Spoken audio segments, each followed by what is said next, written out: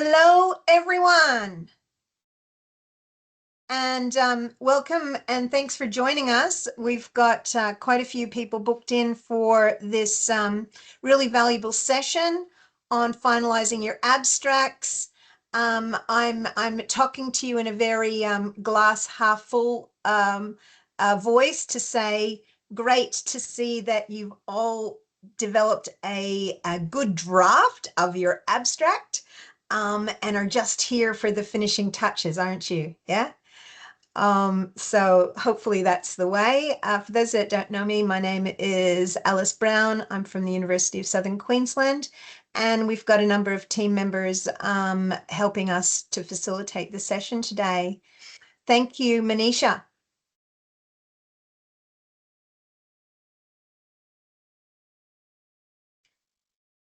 So wherever you're coming from today, instead of doing a national Australian acknowledgement of country, maybe in the chat, if you wouldn't mind, just for the next 30 seconds or so, if you can, and I'm going to do the same, and everyone here is going to do the same.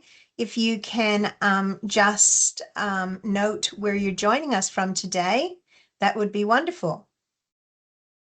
So I'll let you do that for a second. And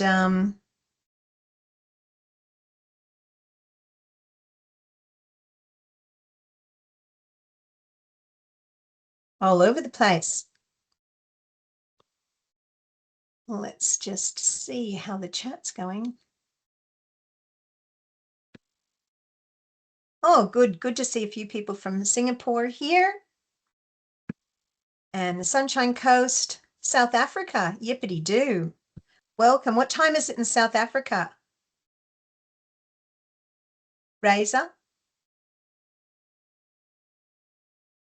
No, all different time zones. It's 4:05 at the moment. PM. AM in the morning. AM. Yes. You're super keen, Razor. You get the gold stamp of approval. Thanks for joining us. Very, very exciting. All right. Thank you to everyone from all over the place. Isn't that good to see? Wow. Great. Quite a few from Singapore there as well as all over Australia, New Zealand, Hong Kong. Thank you. All right. Thanks, Manisha. Next one.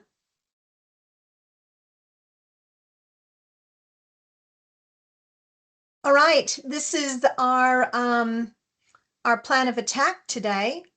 Look, we've allocated 2 hours. If you're very good and behave yourselves, we might finish, get an early mark. So we'll see how we go.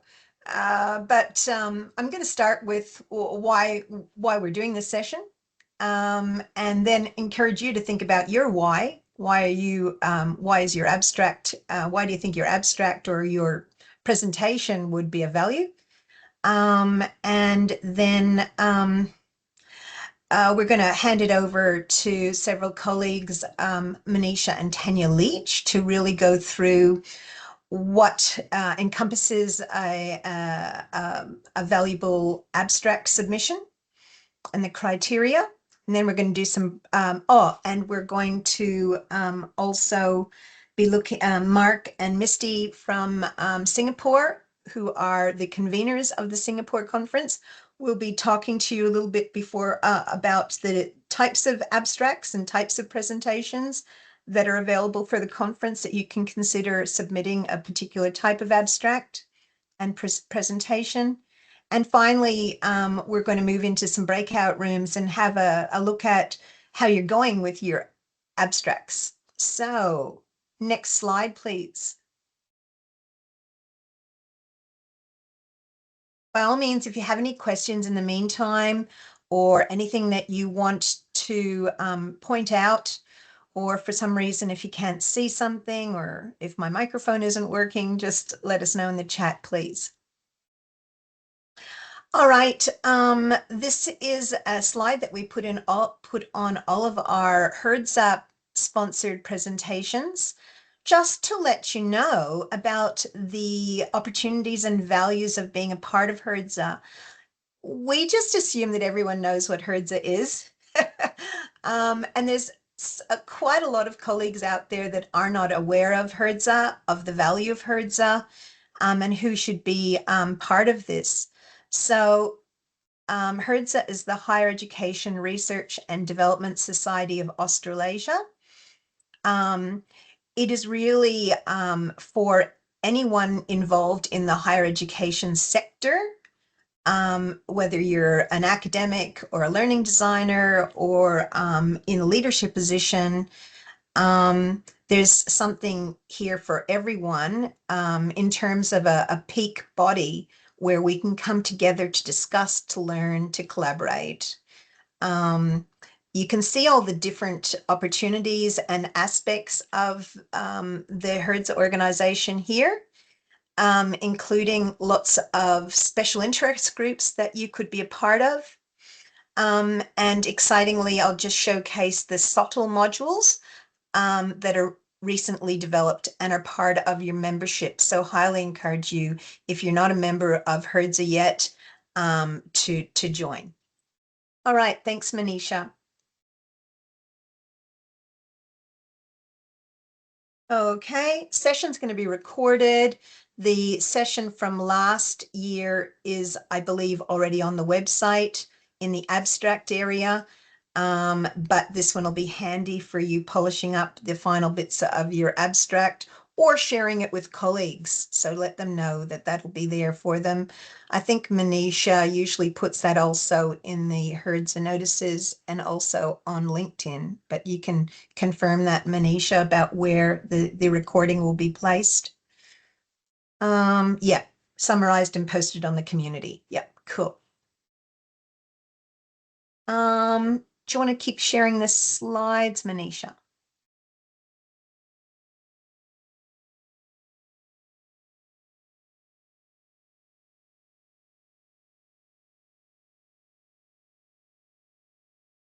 Did that go out? Yeah. Sorry. Okay, sorry for that. That's okay. I think I'm up to the rationale anyways for the session.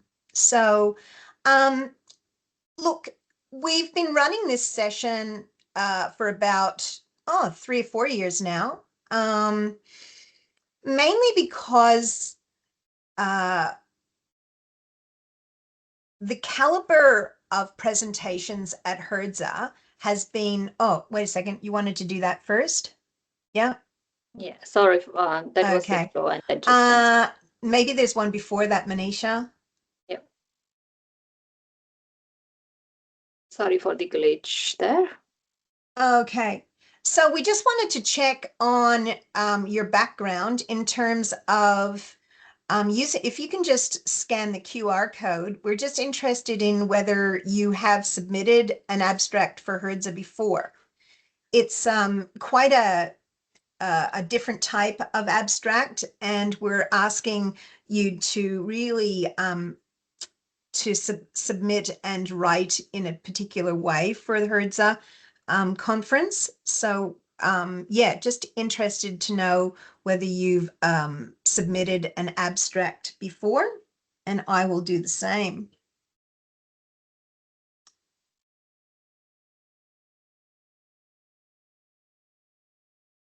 Just give you time to do that.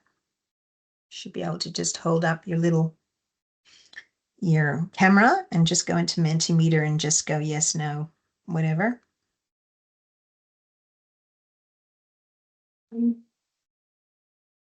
Okay. Hi there, this is Sahaya.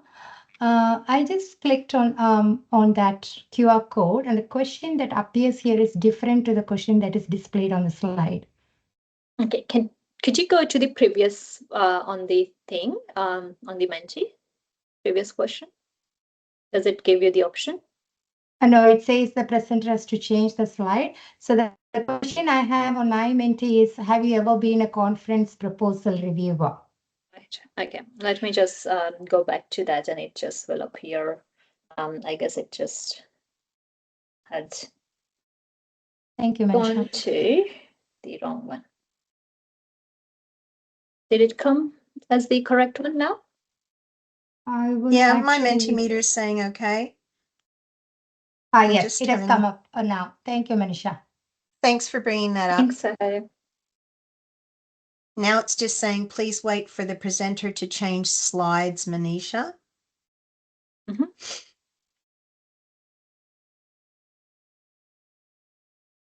I don't know why we have to wait. It's showing correct too. Let me just do that. Okay. Let's see if that does the right thing. Please wait. You've already responded to this question. Yeah, so once you've responded to this one, then you'd wait for the next one before we go on to the next one. All right, so we need to change slides or something? Yep. Yeah. Okay. So have you ever once submitted an you've- academic conference abstract before? Oh, yeah. All right, so we've got about half and half. Some are very experienced. And 10 out of 40. Oh, yeah, we're keeping on going there. That's cool. So good on you if you have never submitted an abstract before to the HERDSA conference. This session will be of real value to you. And I'm also really interested, even in the chat team, it'd be interesting for those that have submitted many times, like myself, why you're here. If you've submitted many times, are you interested in refining? Are you maybe, yeah, like what's your reasoning for coming if you've already submitted many times before? Are you wanting to hope to learn a few more skills or to refine your approach to the abstract? That's the qualitative person in me coming out about that. Yeah. So interested in the chat if you share why, if you're experienced at it, what do you want to get out of this session? That'd be really interesting. All right, Manisha, let's keep going then.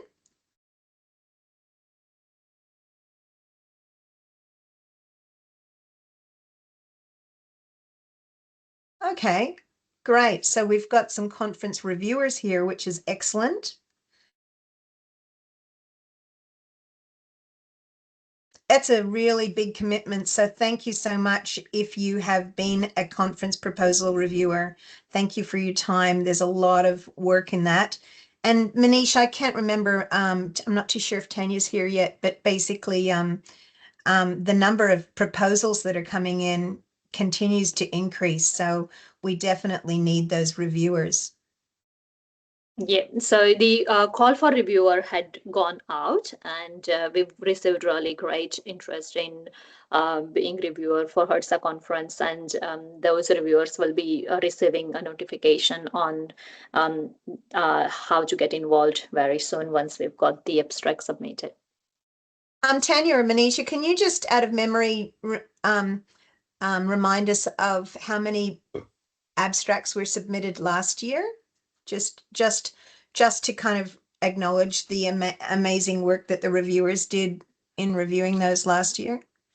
Is Tanya here? Tanya would be the best person for the Just numbers. roughly, just in the chat or something. Yeah, around 600 to 700, I guess. That is amazing, hey? Wow. Okay. So yes, if you got through and got any sort of presentation opportunity last for 2025, that shows the vetting process and how competitive it was, and hence the 6 to 7. Thank you. Wow, 6 to 700. Whew. All right, that's huge. Let's keep powering. Next slide, please, Manisha. All right. So, I mean, in some ways that provides a rationale for this session from my perspective and the team's perspective. But also you would have your own rationale for why you're attending this session. From our perspective, the history behind this session is that because we wanted the caliber of presentations to be really, really strong, it's really important that the caliber of the abstracts are strong to start with, because you can see that there's 6 to 7 or even 6 to 700 or even more abstracts being submitted, it's a much more comprehensive and strong process if we have strong abstracts to start with. So hence, setting you guys up for submitting a strong abstract is an important first step.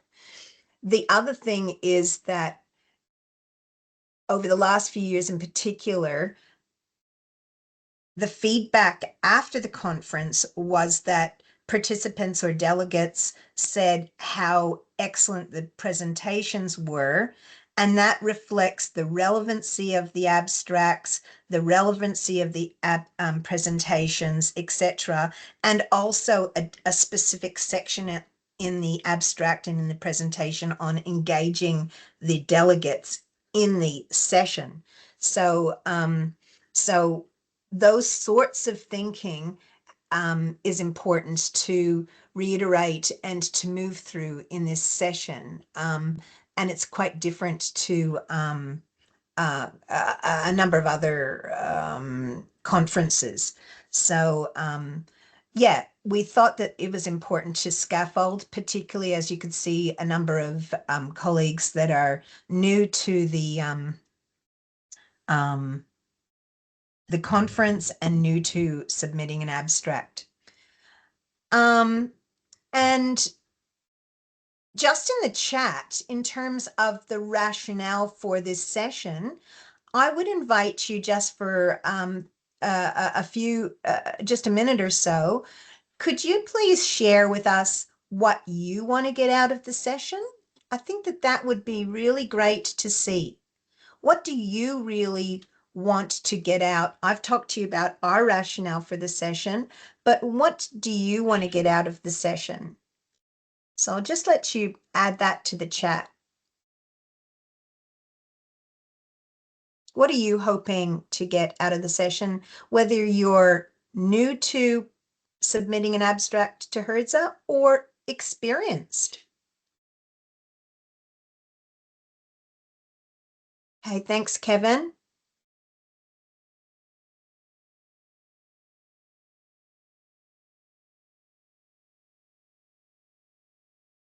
Okay, good on you, Christy. Christy's on the mark. She's done her homework.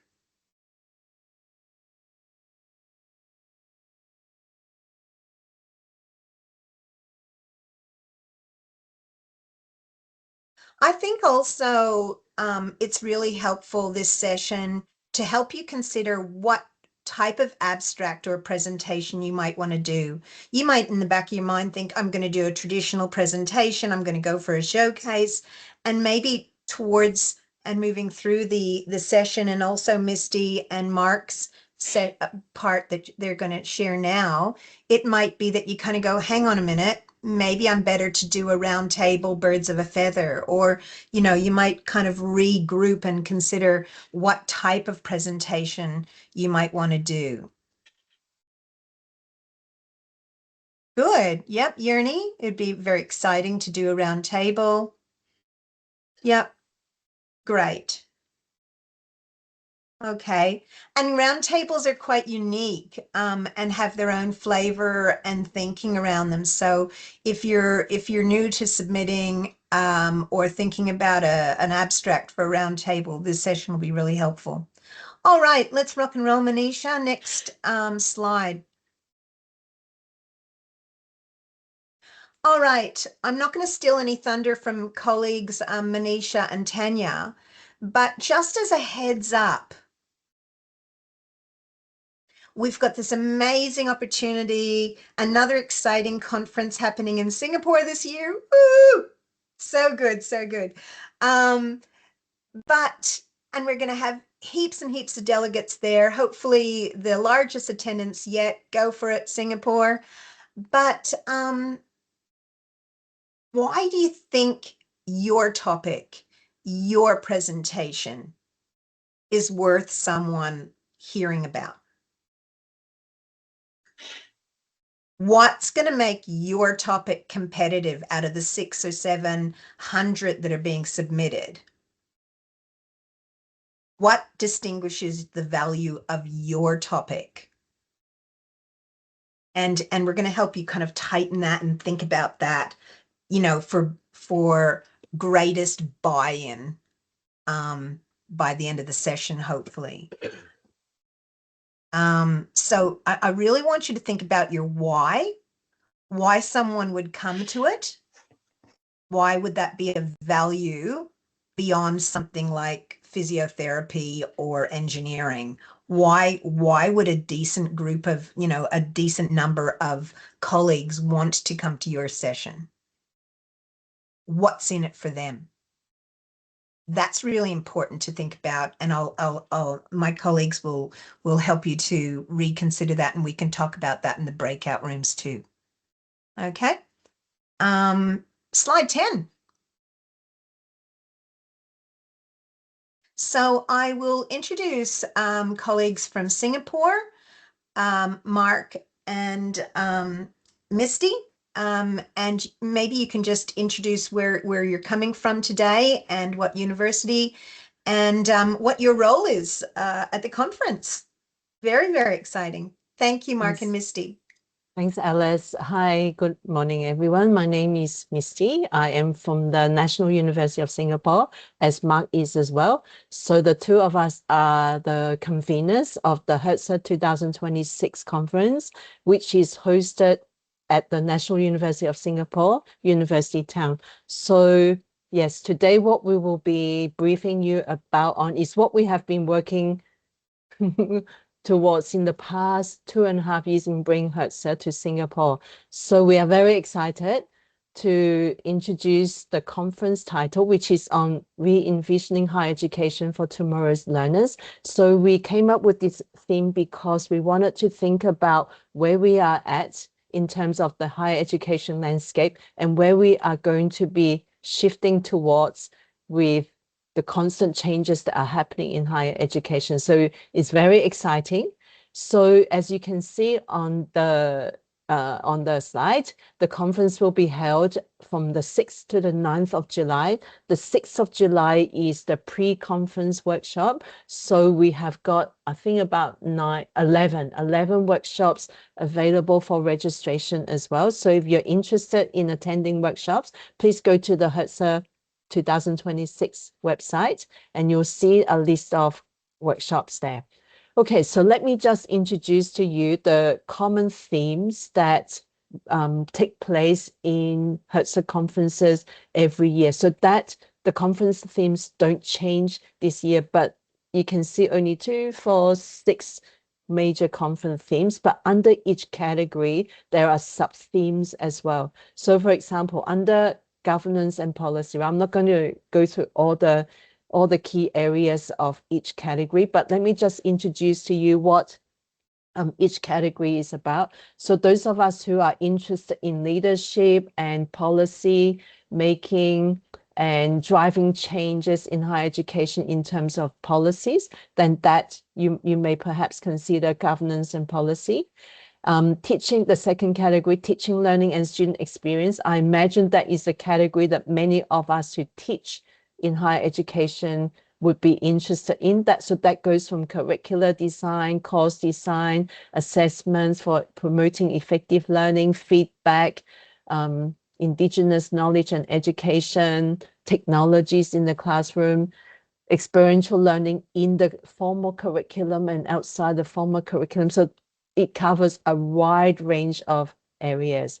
Then the next one is on pathways and partnerships. So this one is really about lifelong learning, about staff-student partnerships, engagement, working with students as partners. So these are the alternative pathways to the more formal curriculum.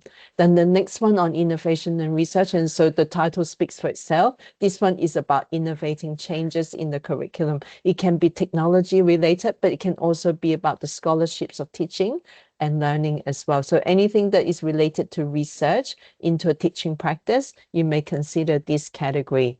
Then the next one on professional learning for changing academic practices. So this one is really about academic professional development. Okay, so it can be something that you develop. It can be a practice that you adopt. It can be some sort of reward and recognition that you implement in your university. So if you are if you have work related to this, then perhaps you would be interested in this category. Then the last category on fair use, justice and integrity. This one is really about ethics and integrity, identities, voices, activism, and driving in social changes. So these are the broad categories. If you would like to find out more information, please go to the HERDSA 2026 website, themes and sub-themes. Okay, yeah, okay, so next slide, please, Manisha. Okay, so I'm going to talk and then Mark is going to chime in and add as he wishes. Okay, Mark? Okay, so in terms of abstract format, so I mentioned before the pre-conference workshop, so they are closed already, but the abstract formats for the actual conference that are held from the 7th, 8th and 9th of July, please make sure you submit abstracts. So you can see that a lot of the abstracts, whether it's to showcase, presentate in an oral presentation or poster, we want it to be evidence-based. So it should be something that you have been working on and you have data to support a certain teaching practice or an idea that you have. Okay, so the first category is showcase, which is an oral presentation. So if you have work that is revolved around research with some evidence that illustrate a practice or leadership style or policy, you can consider oral presentation. So normally it's about 15 minutes of talk and about 10 minutes of Q&A. Then the poster session. So what HERDSA uniquely does is that we put a lot of effort into showcasing the poster session. So normally with the poster session, they are on display throughout the conference, but for the first conference day, which is the Tuesday, we display the conference posters and we'll have drinkies around posters. So you will see the presenters of the posters stand next to the poster, their own posters, and they will give you a briefing on the poster session. And along with that, we have drinkies and chats as well. So there's a lot of social activity that revolves around the poster. And if you look at the HERDSA website, you will see that there are many exciting cultural activities during and after the conference day of events. Okay, so pay attention to those. If you're not from Singapore, especially, we have, yes, I'm just telling things beyond the slide. Okay, and the next one is the roundtable. So these are, is really physically in the past a round table, but at the university town is not a round table as such, it's probably a square table. But nonetheless, the purpose of the table is for you to facilitate a discussion, to share any research that is in progress with our colleagues. You can open up for the topic for points of debate. You can talk about it in terms of birds of feather. So it's a wide range of topics that we have. So if you have some research and you're not quite ready, then perhaps you can consider roundtable. But just want to let you know that today's session is very important because HERDSA conferences are competitive in nature. So you have to make sure your conference abstracts are good. Okay, so later on, Tanya is going to take you through the excellent abstracts and the not so good abstracts. So you will find out more about this later. Next slide, please, Manisha. Okay, so the closing date for all the 3 types of abstracts that I just shared with you is due on Friday, 30th of January this year. Okay, so please make sure you submit on time. As I said, we have already received many abstracts, so please make sure you submit on time. We don't accept late abstracts because we have a very long and rigorous process of reviewing the abstracts to make sure that there is good integrity in place. Okay, so the notification for the acceptance of the abstracts will be on Friday, 10th of April. So you expect to hear the abstract outcomes on this day. Typically, what may happen is that if the reviewers believe that your abstract, say if you apply for an abstract for oral presentation, but perhaps the research is not quite there, we could suggest alternatives as well. So we are very encouraging, we are very supportive, we are very helpful. So please make sure you apply. If you know of other colleagues as well, please encourage them to apply for the HERDSA conference. Okay, Mark, do you want to add anything? Did I miss anything? No, I think you're very comprehensive in sharing the details. Maybe just a point from the chat that for this conference, we don't just look at empirical, research papers. We do encourage colleagues to share their work in different forms. It could be conceptual papers, it could be work in progress, and so on. I think the different formats allow colleagues to share using the way they are more comfortable with, whether it's quantitative research, qualitative research, or it could be mixed method research as well. Yeah. Thanks, Mark. Okay, so over to you, Tanya. Wonderful. Oh, excuse me. Thank you so much. And it's lovely to be here with so many colleagues today talking about improving our abstract writing or just finding out a little bit more. So a little bit about me. I am one of the HERDSA executive members that joined last year. But prior to that, for the past 4 years, I have been leading the review process and the abstract feedback and acceptance process. Sorry, I'll just stop my phone from ringing. Please excuse me. And so I am excited to provide you with some insights into the criteria for abstracts, and then also really considering how you construct your abstract and communicate the intent, focus and purpose. But also one of the biggest aspects is to really consider the broad appeal to the whole HERDSA community. So we know that we often work in disciplines or in particular areas, and we have different language around that for different universities. And but when we come together, we're coming together as a collective to think about our teaching, to think about engagement, to think about all different aspects that contribute to quality teaching and learning and student experience in higher education. So sometimes we need to consider and elevate our thinking to how might how might my presentation be applicable? Let's say I was doing something in medicine to people in education or people in, engineering. And so really thinking about that broad appeal, which is really about the first criteria, and I'll talk about that more in a moment.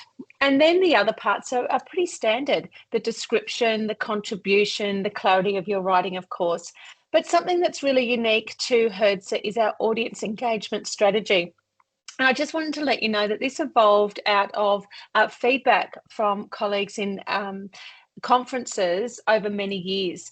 And a lot of the feedback was I was being talked to, and so it was that cognitive engagement that people were really craving. And we've really seen this come through in our feedback as a positive improvement in the conference. And so when we're asking you to talk about your engagement strategy, that really summarizes how people connect in and their whole conference experience.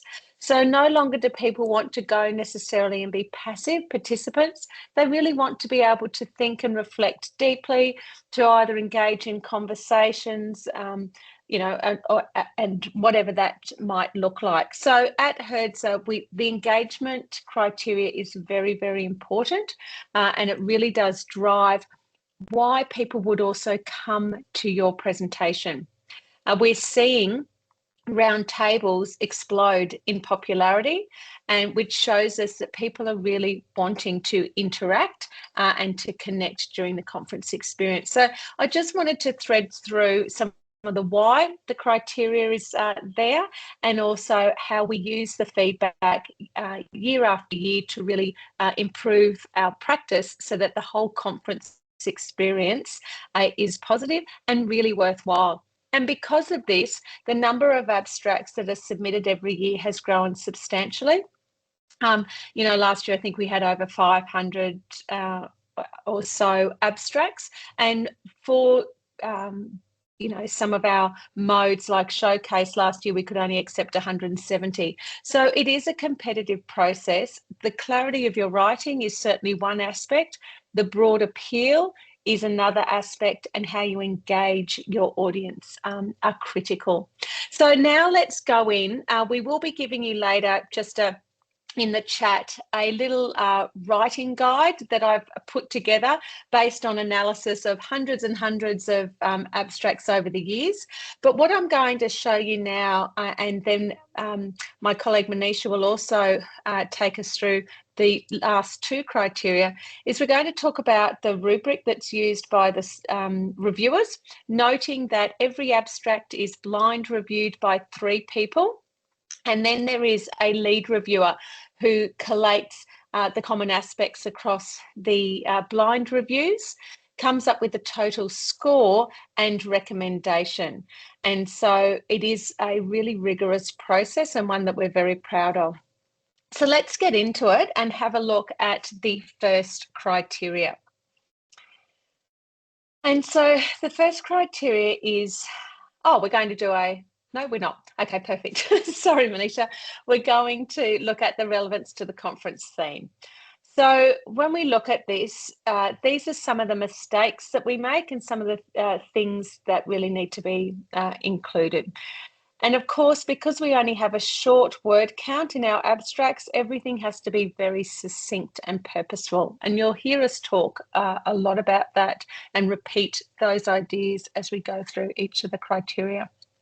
And so this is really about forefronting what problem you're addressing, or and it might not be a problem, it might be an opportunity, it might be a gap, whatever it is, what has driven your work. Why is this timely now in your context, and perhaps, you know, thinking that we're in Singapore this year for an international audience as well? Why might that be relevant and timely?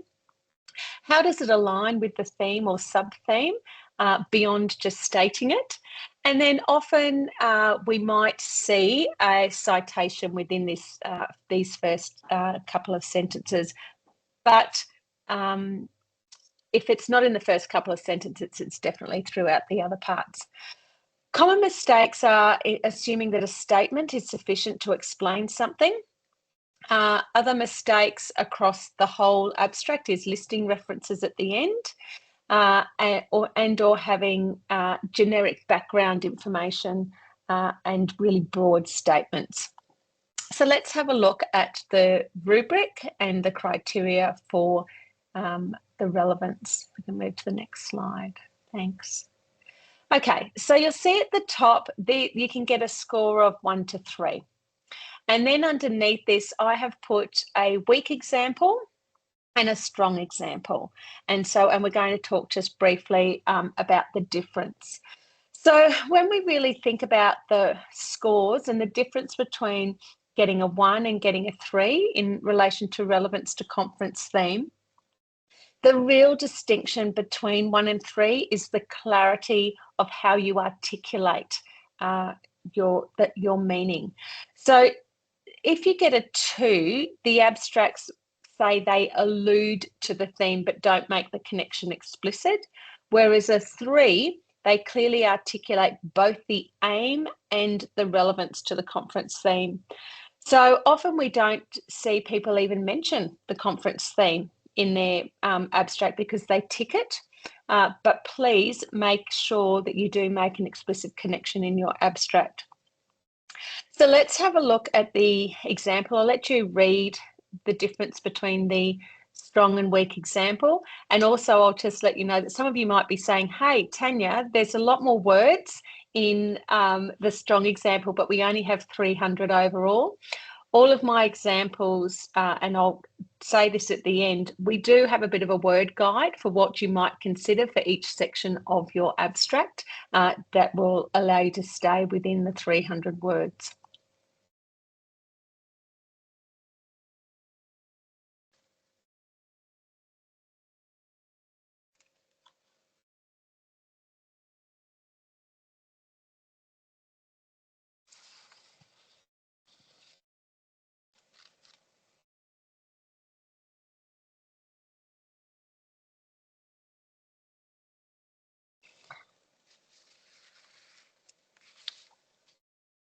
I can see some questions coming through in the chat, and I'll respond to them once I just talk about the strong and weak example.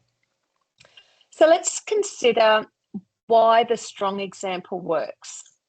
Okay, so when we read it, we can see that it explicitly connects to the higher education context, talks about retention rates, talks about the accord, which is an Australian context, cites relevant literature that's integrated into their particular argument, and establishes why this matters for the sector. In the weak example, there aren't any citations yet, and there are quite generic statements that really could apply to any context. So even though it does say first year of university, where, which context are we situated in? And there's no connection to the conference theme at all, okay, in that.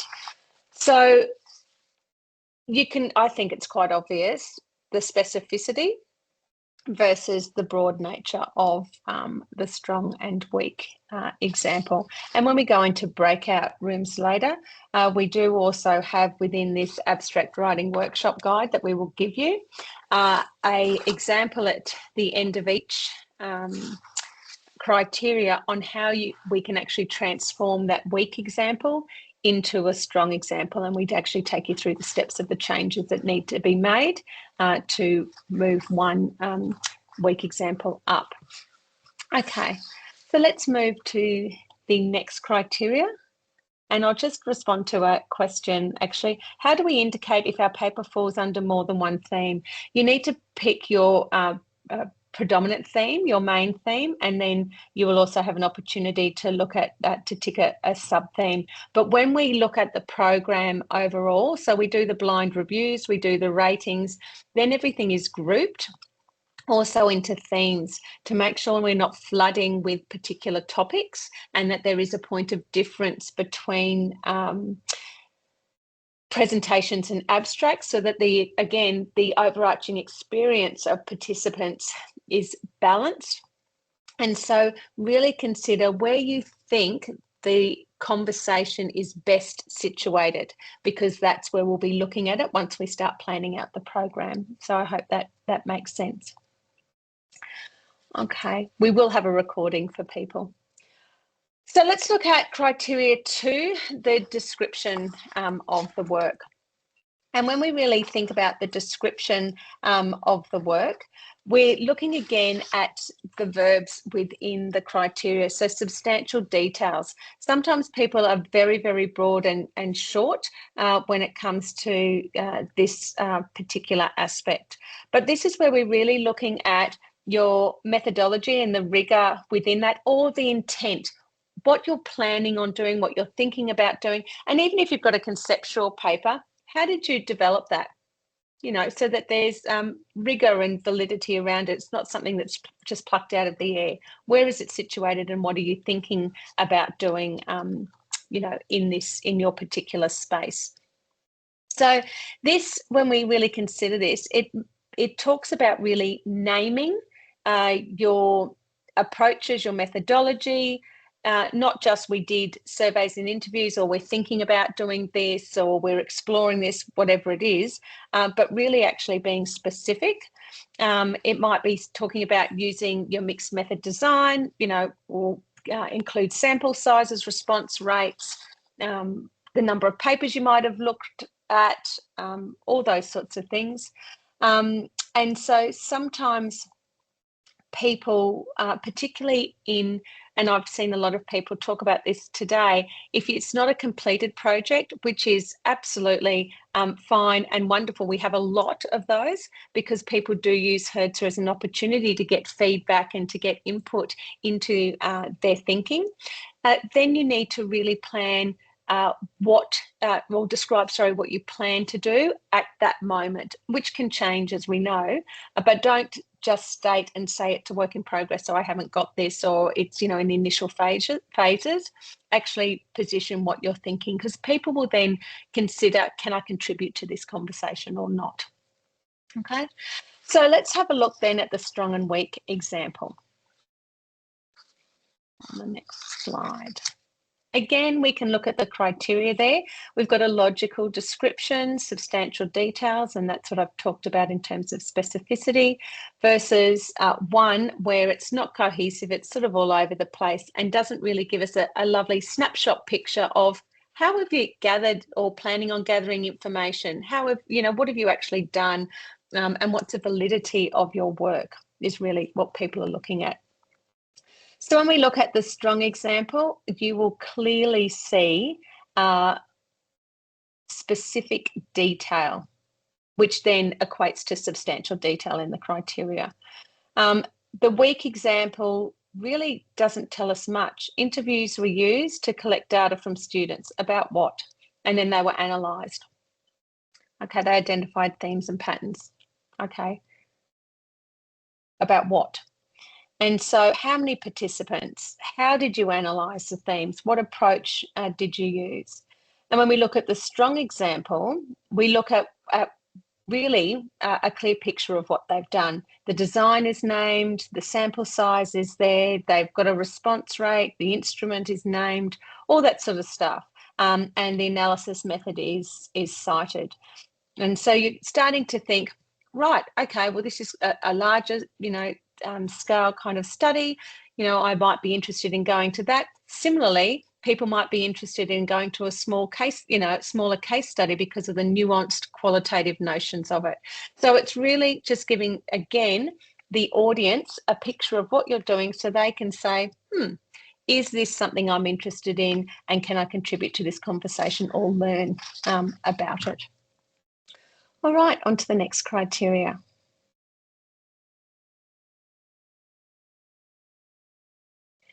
Yeah, thanks, Christy. We don't, I will correct that in the slides. We de-identify our abstracts when we submit them for the blind review process. But if it's then in the published abstract later on, we can include, where it's from. So it's for the blind review process. Yeah.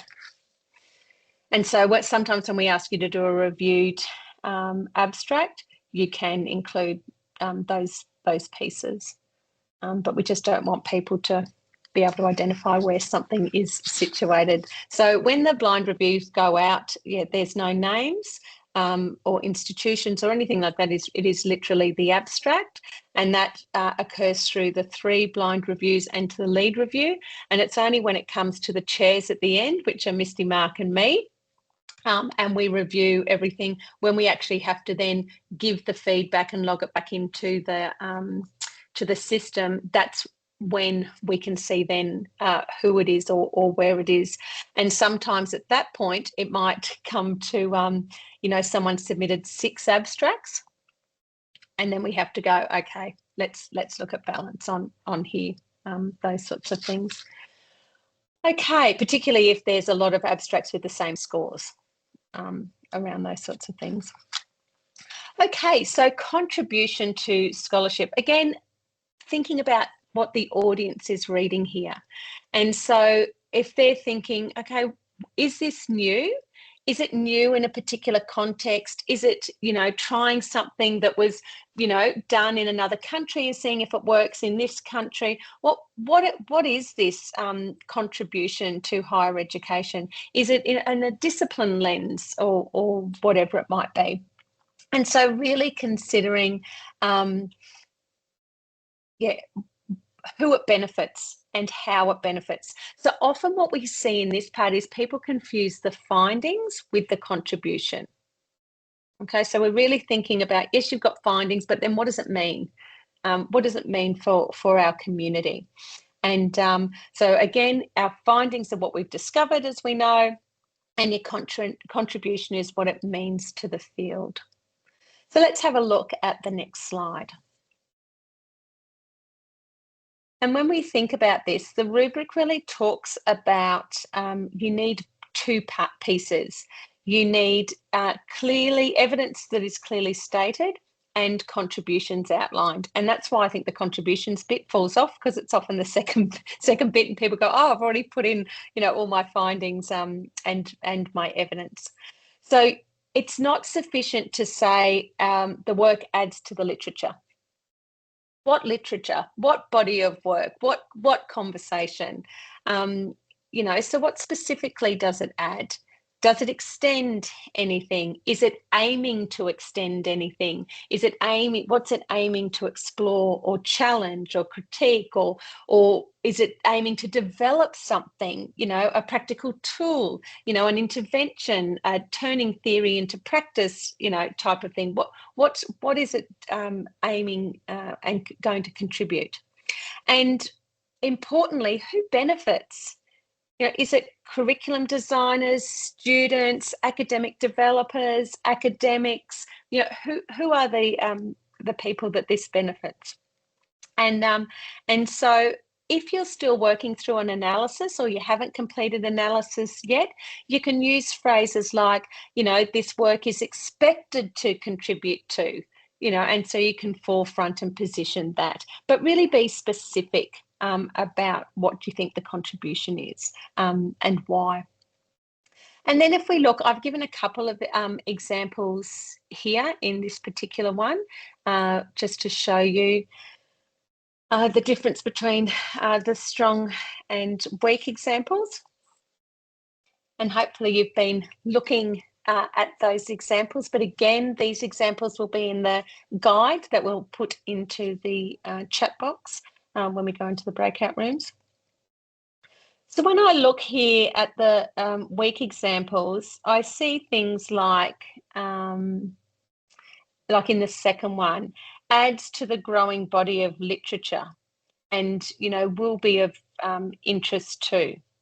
And it does say literature on student transition, but that's broad, like that's a really broad body of work. What specifically are you talking at? So you just need to refine, be a little bit more specific around the descriptors in that sentence.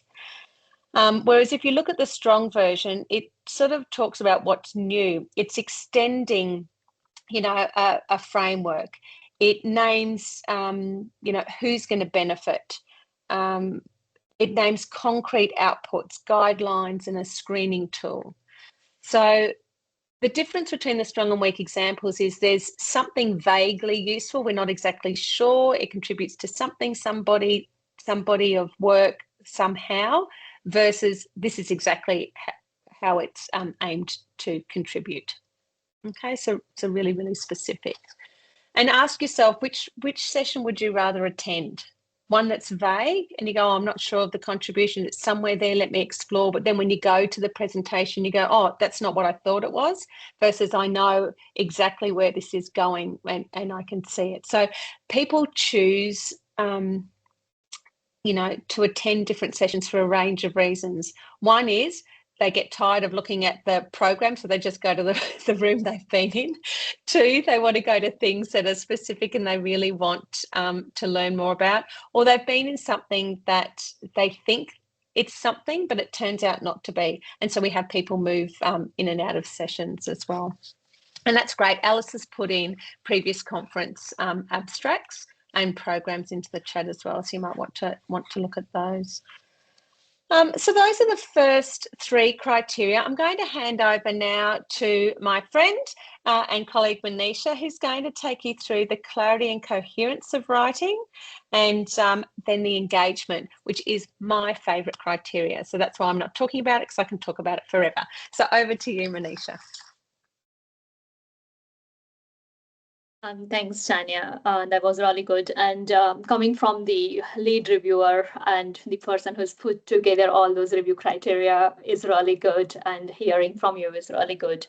Tanya has shared really well about those first three criteria, and I'll just jump onto the fourth criteria here. But before that, I'll just give you a brief introduction of myself as well.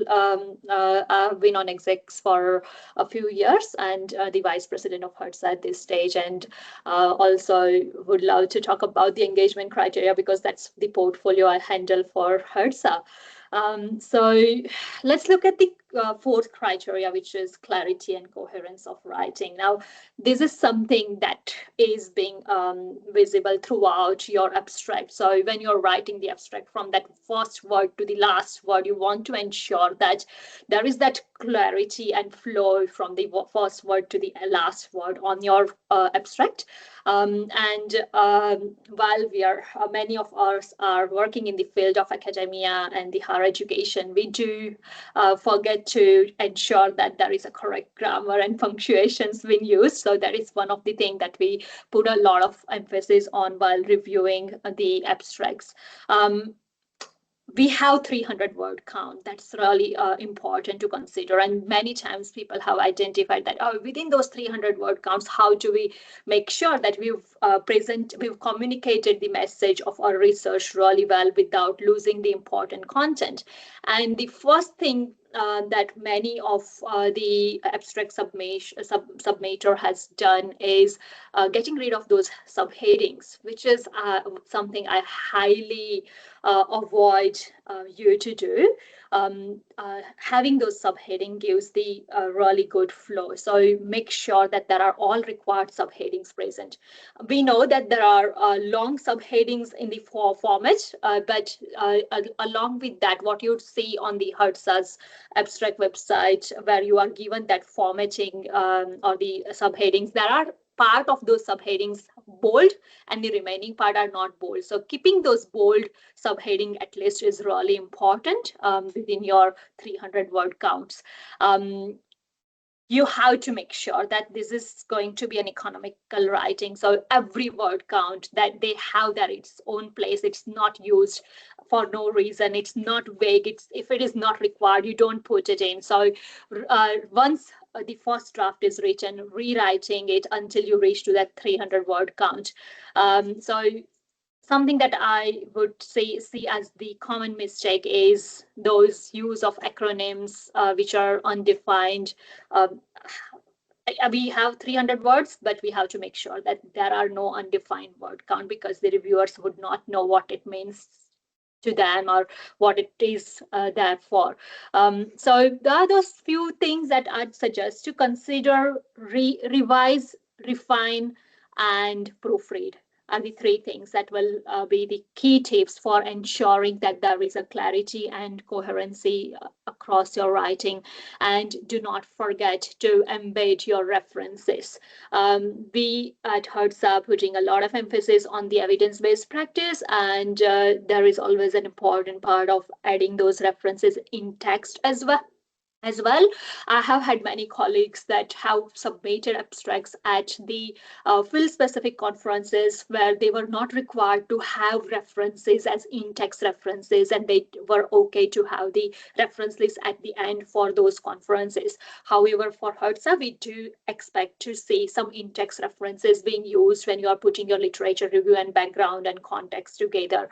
And then when you are putting that contribution to scholarship, as you saw in the examples just being shared by Tanya. So ensure you've got the in-text references, and for reference list, you have a separate word count, which is not within your 300 words.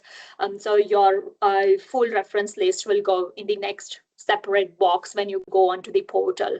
So consider that as your one of the tips for this section. So let's look at what it should look like in practice. So in terms of the scoring, again, we've got those three scoring here across the rubric, from the strongest to the weak examples being given. I'll give you a little bit of time to look at those examples as well, and see what you find the difference between the strong and weak examples.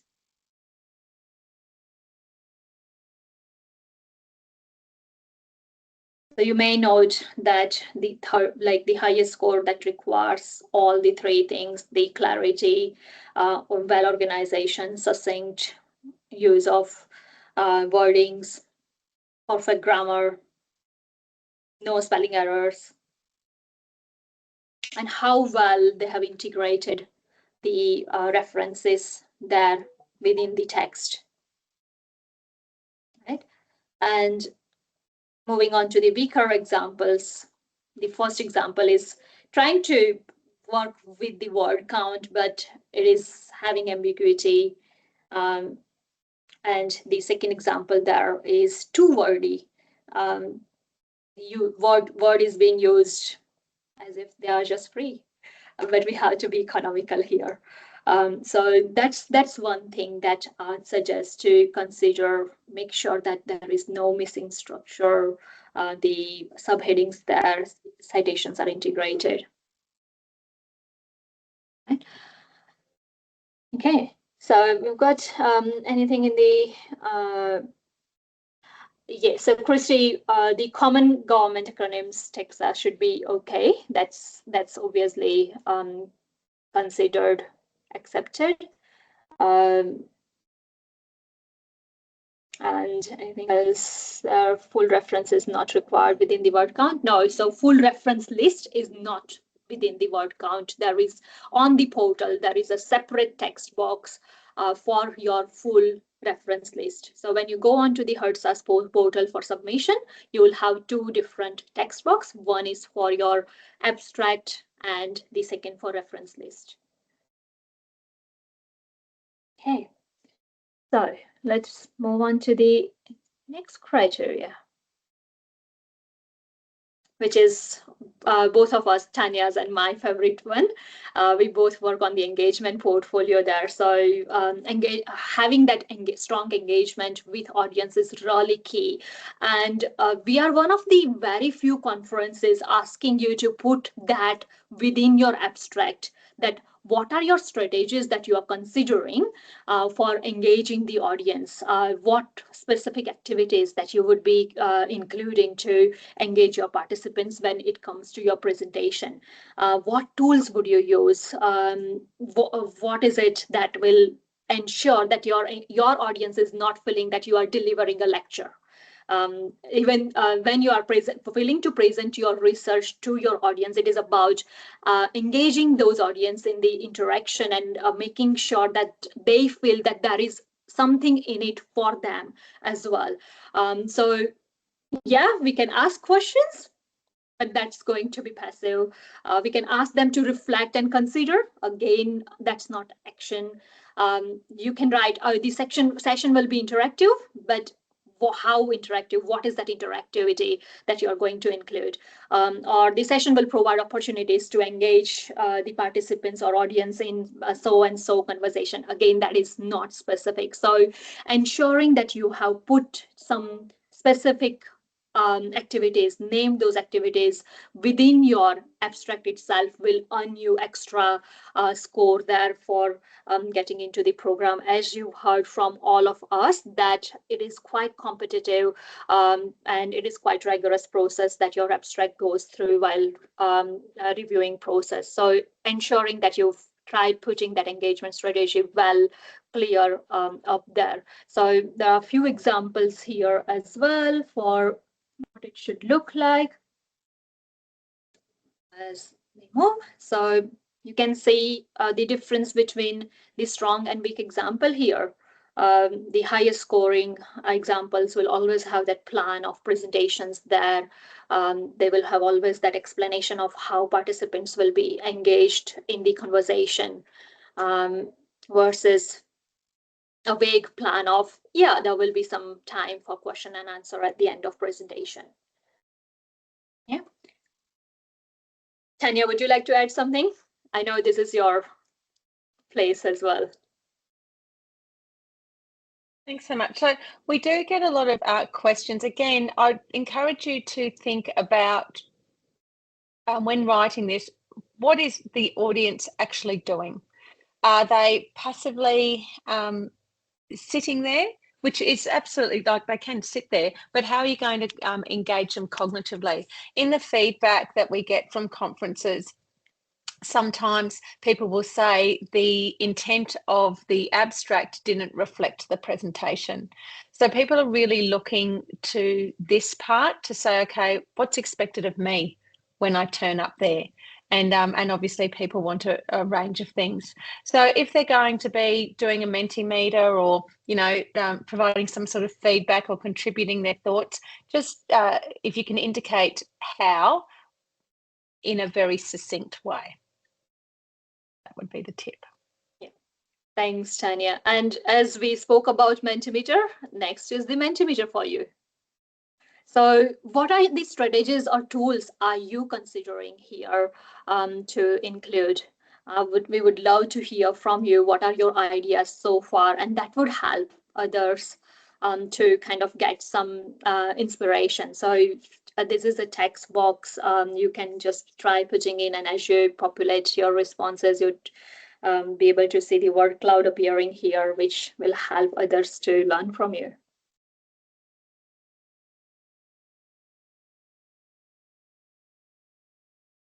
Please try putting your responses in.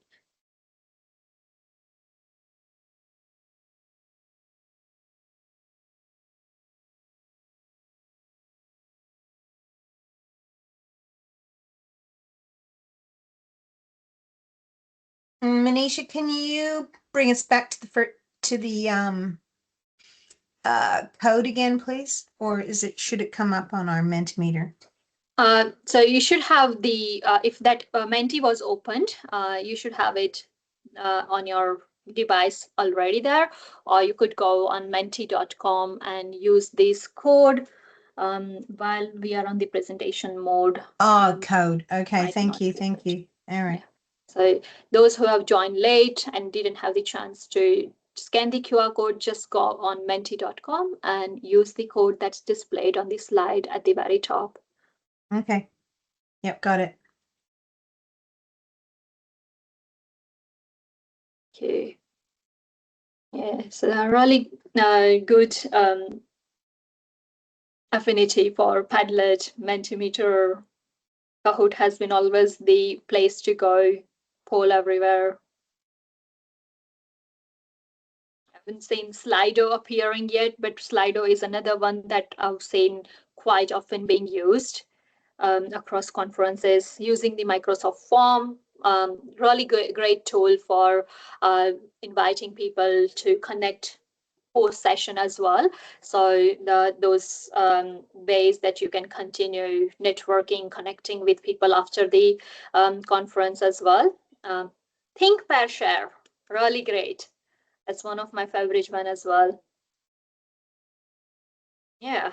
Having QR code for any activities that you add, including Padlet or the Mentimeter or Slido, they always provide you an opportunity to display the QR code. I took it off from this slide particularly because of the word cloud.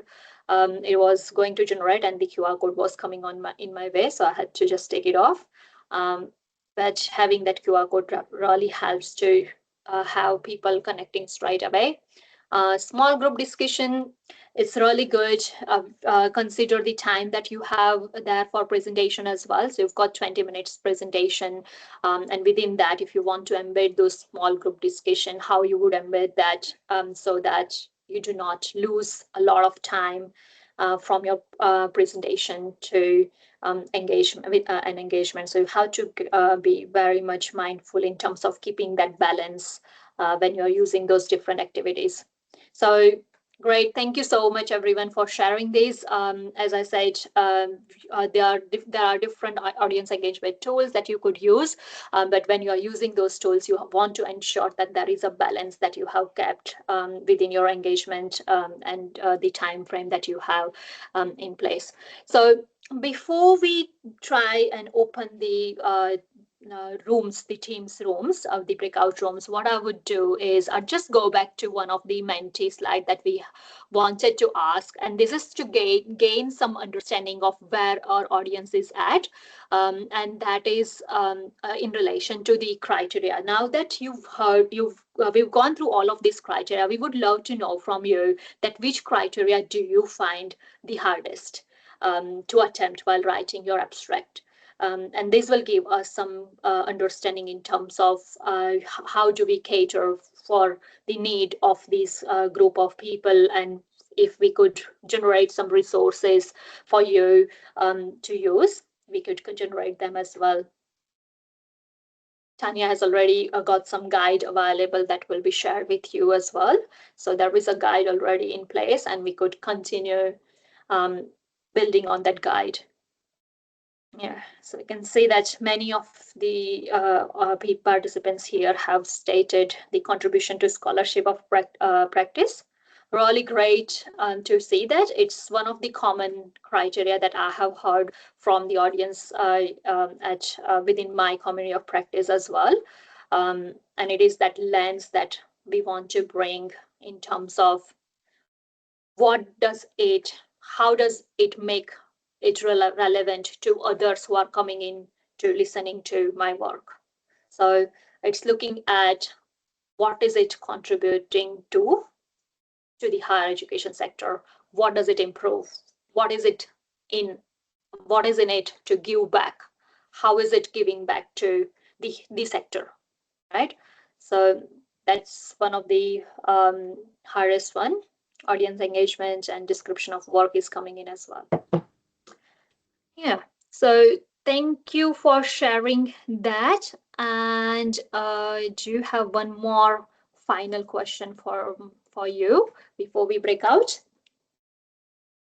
This is the last question from us, and then it is for you all to go into those rooms and then share and gain some insights from these room chairs there.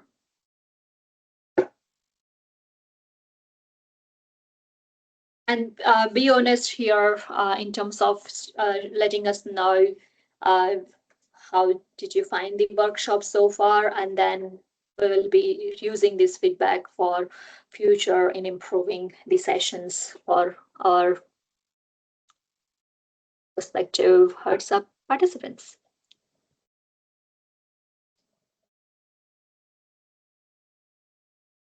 Thank you, everyone. Nisha, I might just add while that people keep clicking on that, we had a lot of questions about strong and weak examples for work in progress. So I have uploaded a guide that just unpacks the first 3 criteria around work in progress examples, strong and weak examples. And then I have subsequently added in the initial guide that we developed that showcases the examples we use today. We will talk through that if you want to in the breakout rooms, or if you want to use that to reflect on your own abstracts.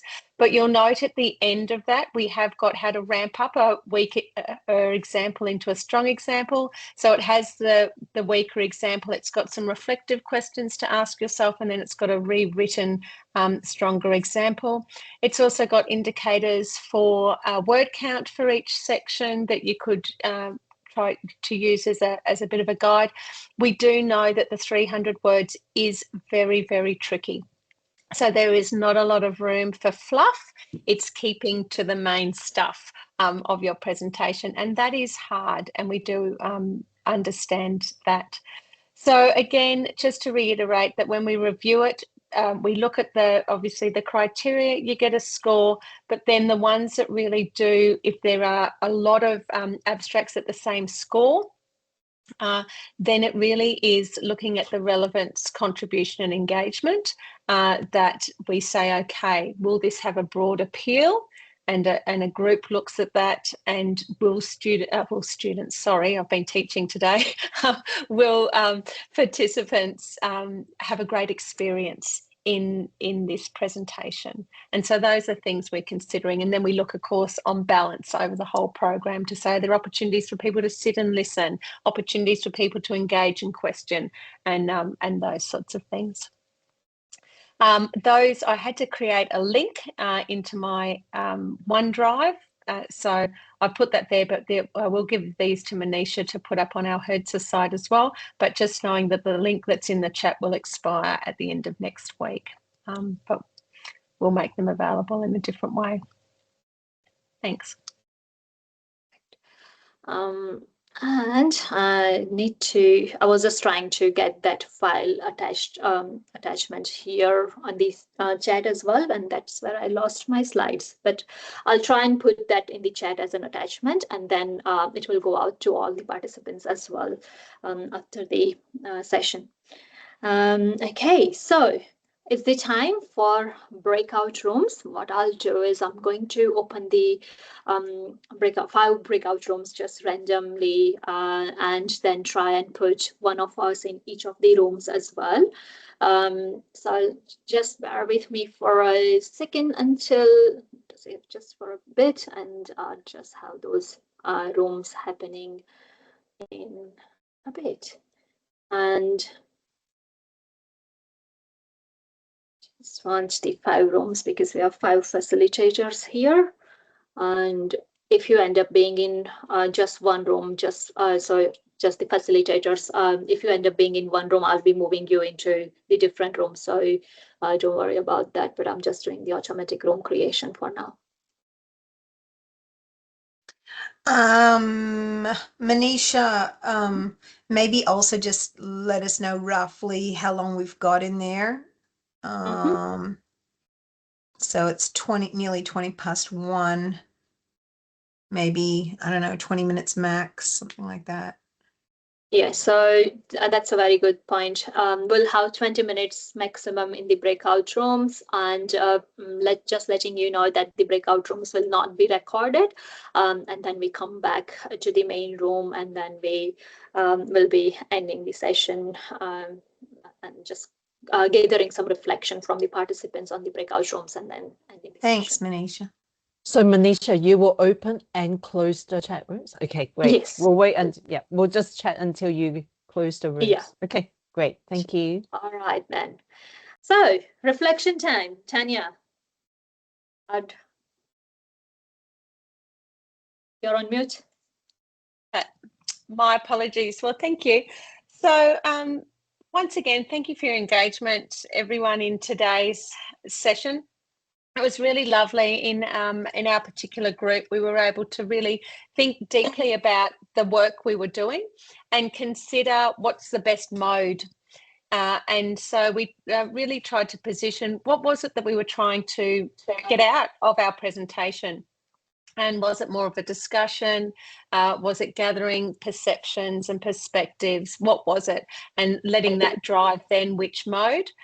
We also then I talked about how if you apply for a particular mode and you don't necessarily get accepted for that mode, often you'll have an opportunity to do some revisions for a different mode. So if you went for a showcase, you might say you didn't get a showcase, but preliminary, you've been accepted as a round table. If you'd like to take that opportunity and do these revisions, or for a poster, etc. And one year, one person said to me, Tanya, I was really annoyed when I got offered a poster, but then they won the $500 for the best poster. So they were very excited when that happened. Remembering that posters, like Misty said, they have also grown in terms of not just being a display, but people interact. And so there's conversations. Often people have QR codes and, and a whole range of different things for people to engage in the research there. And they often build on that and then bring the next piece of work back to a subsequent conference. So please don't think that any of our modes are less than. They are different ways of communicating and different ways of engaging. So, but thank you. I've had a wonderful time today. Thanks, Tanya. I'll move on to Misty and Mark. You are next on my screen. So any reflection from your room? Mark, do you want to share? I think our group, a small group, and they shared their drafts of their abstracts. So we had a good conversation on how to improve those drafts. Key thing is to be concise, to be clear, and have a good way to engage the audience. Yeah, these are some of the important points brought up. Yeah, Misty?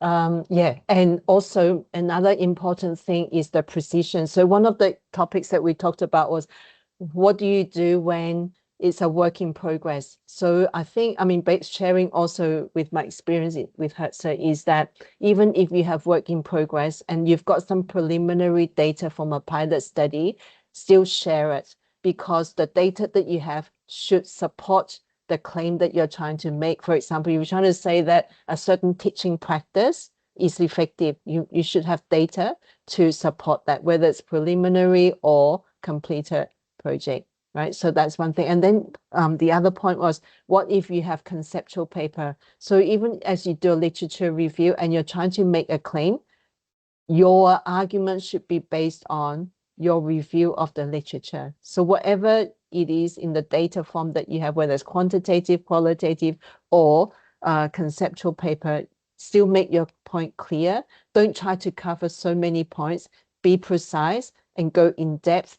The one point of teaching practice you're going to share, whether it's a roundtable or oral presentation. And the roundtable, of course, is really a discussion, right? So make it clear what you would like the participants to discuss in the 25 minutes. I thought it was only 10 minutes, but it's 25 minutes. So yeah, that's our reflection. And of course, we also shared about our visitors, Christy and Razia, who are from Australia and South Africa. So we talked about the fun social events. Christy has already applied or registered for the conference before the abstract acceptance. So yes, we gave her many thumbs up. Okay, that's enough from us. Thank you, Misty and Mark. Lucy and Lisa, I think they were the two people in that room. Thank you so much. We were very lucky to have Lisa with a really comprehensive draft. In fact, I think that she's done so much work, she could really separate it into two, which was one of our discussion points. And we just found the tips today really useful in applying to make just some small tweaks regarding just to help with getting the criteria up into the threes. Yeah. Did Lisa, would you like to add anything? Not really. Thanks, Lucy. I've just found this really useful, and I wish every conference could do this. I think you're really demonstrating best practice. So thank you.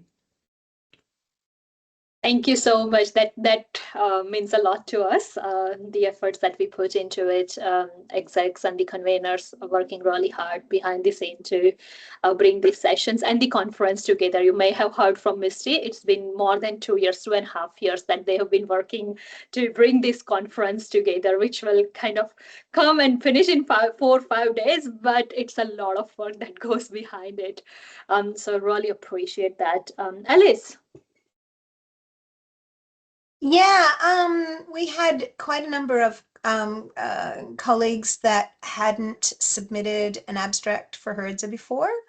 I think a really big point that I wanted to reinforce and that I shared, we had a lot of fun of thinking about, was thinking about your abstract and the quality of your abstract nearly like a Q1 journal abstract, where if you're submitting to a really strong journal, you need to make sure that your abstract has maximum audience buy-in. And so that's the only way a Q1 journal article really gets up, especially in the scholarship space. So, so the same with an abstract for this, the conference, and then thinking about, you know, the UBA abstract is for a showcase, but that's for UBA research, right? So it's prime territory, and there's only so many that get that. So then thinking about strategically where your research is at, the audience buy-in, and whether strategically it's better placed in the work in progress space. You know, last year I submitted an abstract for a grant, a HERDSA grant, but I hadn't analyzed the data. So it came back, maybe you should be doing a roundtable of work in progress. I took it a little bit personally at the time, but in the end, upon reflection, it is a work in progress. It wasn't finished. So, you know, so be thinking about that the placement of that abstract is really, really interesting and important. And as Tanya and Manisha have said, it's not a reflection on the quality of your research or your work. It's just the strategic placement and the prime territory of the showcases. And the other thing I shared with colleagues was, in the end, in your CV or wherever, you are presenting, whether it's a work in progress or a showcase. No one's auditing where you're presenting in the conference, even a poster. It's just presenting. So yeah, don't feel as put yourself under pressure to just be thinking about the showcase. Yeah. Thanks so much, Alice. That's really something that we had discussed in our group as well. So we have had a couple of people shared their draft, and a person asked about the stage of the research project they are at and whether they should go for showcase versus the roundtable. And yes, my suggestion was similar. We do not want academic burnout. That's the first thing that I always look at when I'm supporting my community of practice here at Torrens University, Australia. So no academic burnout. So don't put yourself into excessive pressure of, oh, I can finish it by July, so I would put it as a showcase. It totally consider if you've got the data collected, your data analysis has already started, and you have the ability to have preliminary data analysis done, you might want to consider a showcase. But if you are going to collect data over the term one, you do not have ethics in place yet, and you are applying for ethics application, consider work in progress. And work in progress is a great way of sharing. The way I see this as an opportunity is that you are presenting a roundtable of that work. You are inviting ideas, and you are inviting reflection on the work that you are doing from others in the field, others in the sector who are also working in the same or a similar type of research or similar type of work. Once you invited those ideas, you may have the ability to improve some of the work that you are doing. And then maybe at another conference, you've got your full project ready, and you've got the data analyzed, you've got everything ready. You can use the same project for presentation because you've got now full project ready. You might come back to HERDSA 2027 and you would do the presentation at 2027. So that's your place to do 2 presentations out of 1 project itself. So consider it as an opportunity rather than thinking, oh, no, I do showcase. No, showcase is not the only way to present your work. So I'll just hold myself there. But thank you, everyone. I'm mindful of the time. We've got only 2 minutes to finish the session. So once again, thank you for coming along for the presentation here. And it's as a Vice President of HERDSA and the HERDSA's executive, it's my responsibility to make sure that you are aware of the HERDSA's opportunity. It's not only the conference that we offer. The members of HERDSA do get the various benefits, including fellowships, the modules, the access to journal. There are research grants and awards in place as well. Please look up onto the HERDSA's conference website. There are various grants that you might want to put your hand onto and want to think about it and put in application for those grants or awards as well. And we do have special interest groups that you might identify useful to come to. So look up on our HERDSA's website for all of those opportunities that HERDSA offers. Specifically, I would mention that if you are not a HERDSA member, special interest groups are still open for you being non-members as well. So please come and join us at those various opportunities that we offer. And that's pretty much it from all of us. Thank you once again for coming, and just going to stop sharing so that I can see everyone's beautiful faces here. Thank you, everyone.